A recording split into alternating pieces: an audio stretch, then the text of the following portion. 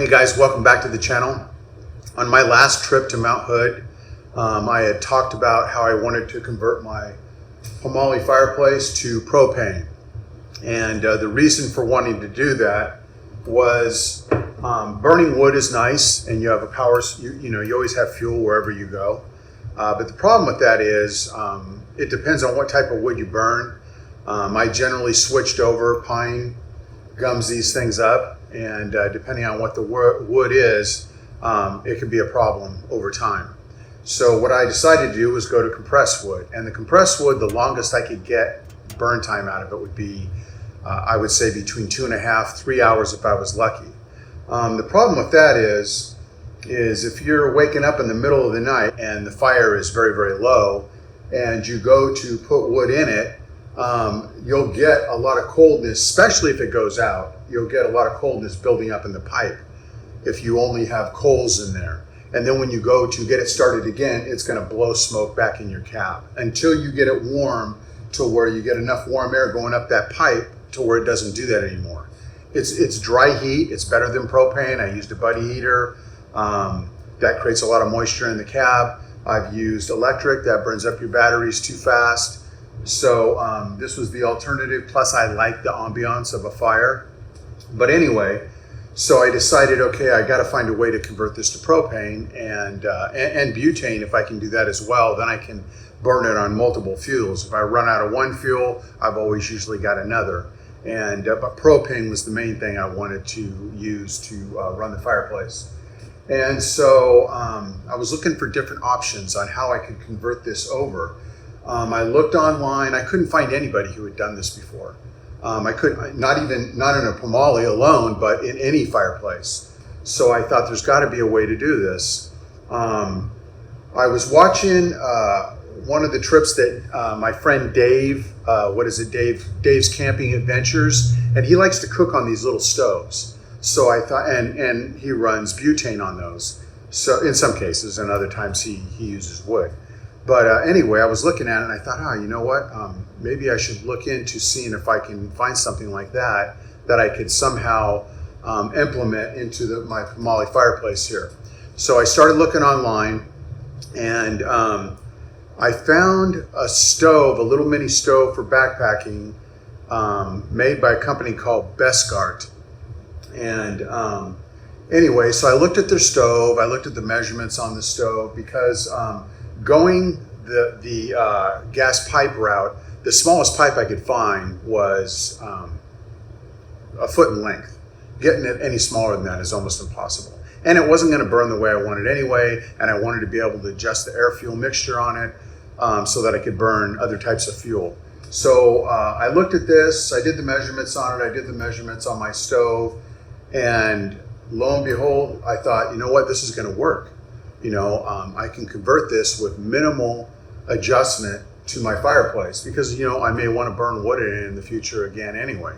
The problem with burning wood also is once you get a roaring fire in there, sure, you can damper it down, but it burns pretty hot. So, I've been out in 14 degrees Fahrenheit, and this thing kept me warm, and I could roast myself out of the cab if I had a roaring fire going in this, even at those temperatures. So I wanted something that was a little more controllable, and propane is the way to do that, or butane, either way. So what I did is I converted this over. I bought that little stove package. I got a Black Friday deal on it. Cost me like 39 bucks. And then I just used the parts that I thought I would need out of it to do this. So I drilled a hole. I believe it was maybe a 1/2 inch hole in the side.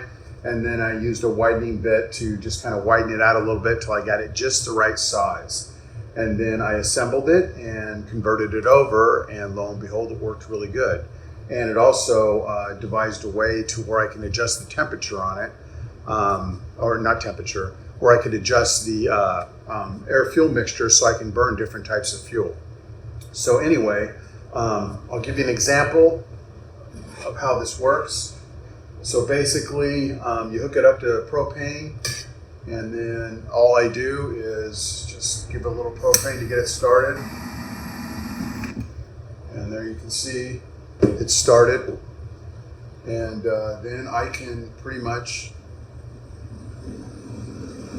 make it go as intense as I want.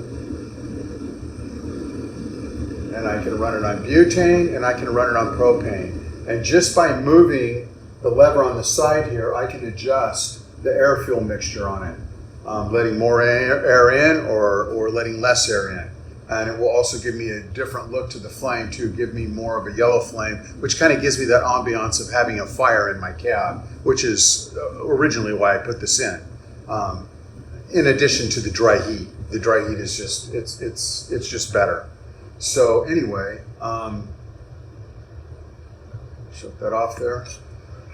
So I'm planning a trip next week. More than likely it's going to be in the snow, and I will be trying this out to see how well it's going to work. I have a good feeling about it. I think it's going to work really, really well. And I got some adapters on their way so I can actually run propane on it as well. But anyway, shout out to Dave. He kind of gave me the idea without even knowing it, you know, just watching some of his setups. Dave's Camping Adventures. I would subscribe to his channel. He's a fun guy to watch. I really like him. Very, very mellow and just enjoyable to watch. But anyway, I'll be trying this out on my next trip, which will be in about a week. And I can do a more detailed explanation as exactly how I put this together. I will put down in the video the links of the stuff that I use to do this, in case anybody else out there has a stove that they would prefer to run on propane or butane or whatever. There are things out there you can buy. There are marine stoves that you can get that run on diesel fuel and what have you, but they're like $1,300 and up. And I believe Ollie Cabs uses these stoves. They're marine stoves, but they use them in their camper setups. But this is going to work for me, and it's a lot less expensive. I'm all about the price. You know, I find something that I like that works, and then I find a way to do it less expensive. I also have a setup I did for air conditioner, which I use in the summer, and I'll go over that with you guys, exactly how I set that up. It works just as good as an electric air conditioner, doesn't burn hardly any power, and I can pretty much have as much cool air as I want. And I'll explain how that works out, and I'll go over that with you guys in a future video.